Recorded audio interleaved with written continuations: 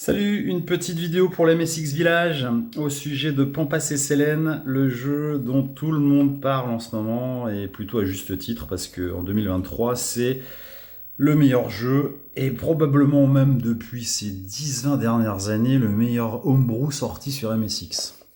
Alors Pampas et Sélène, voilà le packaging. Alors nous au village on a la chance de l'avoir depuis déjà quasiment 2 mois. Là il arrive tout doucement chez tout le monde. Puisque Francisco nous l'avait envoyé pour la convention MSX cette année. Donc on a déjà eu le temps de pas mal y jouer, de le finir une fois voire deux, le jeu, donc on peut en parler, on l'a bien testé dans tous les sens. Donc jeu justement fait par une épique, Francisco Tellez de son vrai nom, et dans l'équipe pour les graphismes Néné France, qui était à l'origine notamment de Zombie Incident en 2012, et les musiques, on va en parler aussi, de Grisor 87, qui est un musicos espagnol aussi, qui était notamment à l'origine de l'Abbaye des Morts, en musique. Alors qu'est-ce qu'on trouve dans le packaging? Donc boîte assez luxueuse, aimantée sur le côté, une notice, couleur, normale, quand même en 2023, avec même une petite BD à la fin. Bon, je spoil pas, vous découvrirez tout ça. Petit fun fact, la postcard à la Konami style, super rigolo. Bon, la cartouche, rien d'exceptionnel, cartouche Overreach classique. Par contre, ce qu'il y a dedans, c'est du lourd, hein, c'est du 2 mégaoctets, soit 16 mégabits, avec plus SCC, donc 5 voix supplémentaires, comme à l'époque des grands hits de Konami. Et puis on en a parlé, cerise sur le gâteau, les musiques sont... Alors ça, il était vraiment pas obligé, c'est vraiment en plus. Les musiques du film, du jeu, avec musique originale et musique réarrangée. Et là on voit Grisor 87 ici. Donc voilà, super packaging, petit clin d'œil. Donc il a vraiment pensé à tout, Fran, RC 770 comme on peut le voir ici. Alors il faut savoir pour les puristes que les numéros Konami se sont arrêtés pour les cartouches RC 769 qui était Quartz, le dernier jeu sorti en 89 sur cartouche. Donc là il nous a refait un boîtier, d'ailleurs il reprend légèrement le logo Konami en le modifiant légèrement pour pas se faire striker. Alors, Pampas et Sélène, c'est quoi? C'est ni plus ni moins que la suite de The Maze of Gallius. Donc, The Maze of Gallius était un jeu MSX1 qui mettait en avant 2 personnages, donc Popolon et Aphrodite, qu'on pouvait switcher. Donc c'est un super jeu, hein, pour ceux qui ne l'ont pas fait, vraiment c'est un must-have. Et donc Pampas et Sélène, c'est sa digne suite. Alors on va l'essayer. Donc la nouveauté, c'est que c'est un jeu MSX2. Donc MSX2, ça veut dire palette 512 couleurs. Alors en espérant que ça va pas trop scintiller. Alors on va faire une pause et on va revenir pour que l'écran ne scintille pas. Voilà, donc là normalement on n'a plus le balayage. Alors, Pampas et Sélène, donc c'est un jeu MSX2, donc on bénéficie de 512 couleurs contre 16 couleurs en MSX1. Alors, qu'est-ce qu'on peut dire déjà sur ce jeu? Dès les premières prises en main, on se rend compte que la jouabilité, elle est juste dingue. Et c'était un peu la marque de fabrique d'ailleurs de Fran, qui est à l'origine du jeu Ghost, hein, qui est sorti en 2017 hein, et qui était déjà génial pour sa jouabilité. Moi perso, j'adore le personnage, vous voyez, quand il saute, là on a un contrôle aérien, la jouabilité est terrible. On a tellement de jeux sur MSX et autres d'ailleurs, et qui souvent sont bons graphiquement, mais avec une jouabilité pas terrible. Là, vraiment, on a un jeu qui est très poliché au niveau de la jouabilité, c'est extraordinaire. Des petits détails, hein.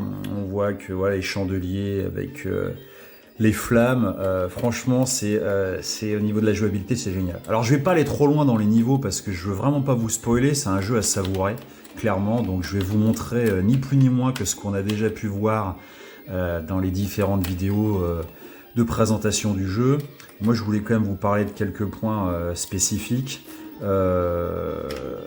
L'inventaire. Alors oui, déjà c'est un jeu qui se joue au clavier, hein, clairement, hein, puisqu'on va avoir besoin des touches F1, F2, F3, F4, F5, du tir principal et secondaire, donc ça éventuellement, ça aurait pu se jouer à la manette, mais faut savoir que pour invoquer les monstres, enfin les démons, il faut taper des mots-clés, hein, comme sur The Maze of Gallius. Donc franchement, on a besoin du clavier, c'est un jeu qui se joue au clavier, point.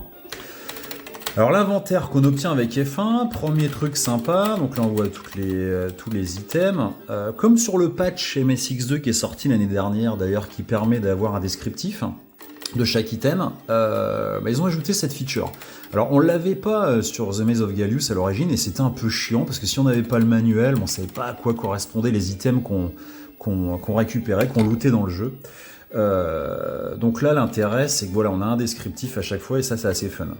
Alors on peut switcher entre le héros principal, enfin les deux héros principaux, hein, voilà, soit Pampas soit Sélène.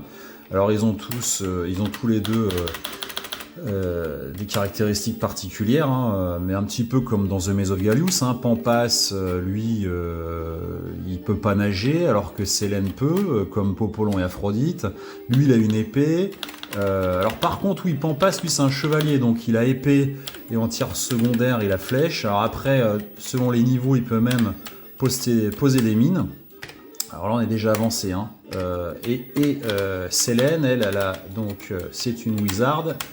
Elle peut avoir la possibilité d'avoir son sort, des boules de feu et une espèce de halo, voilà.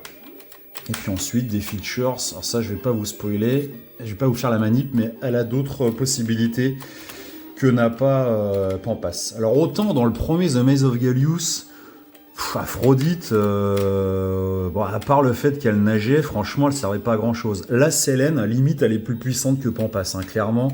Ne prenez pas le réflexe à chaque fois que vous tuez un démon, vous pouvez obtenir de la vie supplémentaire. Ne gonflez pas Pampas à bloc et sans gonfler Sélène. Gros macho que vous êtes, je vous conseille même plutôt de faire l'inverse, hein. Sélène, elle est ultra puissante, hein, dans ce jeu. Donc voilà. Alors ensuite la touche F2, c'est la map, hein, classique. Hop, on va passer vite fait. F3, donc ça c'est plutôt une nouveauté. C'est la possibilité d'avoir tous les dieux que vous rencontrez qui vous donnent des quêtes. Alors c'est pas mal parce que parfois dans le jeu on sait pas trop où aller. Là vous voyez par exemple, bon j'ai fait déjà pas mal de quêtes. Mais là vous voyez j'ai une quête à faire. Il faut que je retourne le voir une fois que j'ai tué 9 démons, 10 démons. Ensuite, on a des achievements, des succès. Ça, c'est sympa aussi. Ça permet de rallonger aussi la durée de vie du jeu. C'est-à-dire que y a plein de succès à réaliser. Et ensuite, donc, vous avez la touche F5 qui est la pause. Alors là encore, petit clin d'œil à Konami avec sa touche F1 qui était souvent utilisée pour les pauses. Là, globalement, c'est pas le WC dans lequel il tombait dans The Maze of Gallius, mais c'est un petit bain. Donc voilà. Tout est bien pensé, vous pouvez retourner dans les mondes que vous avez déjà fait. Alors on va en faire un rapidement, mais juste pour vous montrer, je vous dis, je vous spoile pas, faut vraiment découvrir le jeu. Les musiques sont différentes à chaque fois, enfin vraiment le jeu est excellent. Voilà. Alors que vous dire de plus, pas grand chose, si ce n'est essayer d'aller l'acheter s'il est encore dispo. La production est top, le packaging est génial, le jeu c'est probablement un des meilleurs homebrew de ces 10-20 dernières années. Enfin franchement, il y a rien à dire, ce jeu est exceptionnel. Donc voilà, nous on a adoré, en tout cas, moi ça fait déjà 2 fois que je le fais. Je prends beaucoup de plaisir. Alors Dieu sait que j'en teste des jeux sur MSX et je m'éclate pas toujours des jours et des jours. Là vous pouvez clairement passer une journée dessus, vous décrochez pas, hyper addictif. Donc voilà, oui, petit Yod là, oui, donc flèche. Là, ce sont les pouvoirs magiques en deuxième position pour Sélène, et puis ça, ce sont les pièces d'or, parce qu'il y a des commerçants à qui on peut acheter des items. Donc voilà, rien de bien différent en termes de prise en main de The Maze of Gallius, c'est juste amélioré, c'est juste du MSX2, et c'est juste génial, quoi, voilà. Allez, à très vite, à bientôt, salut.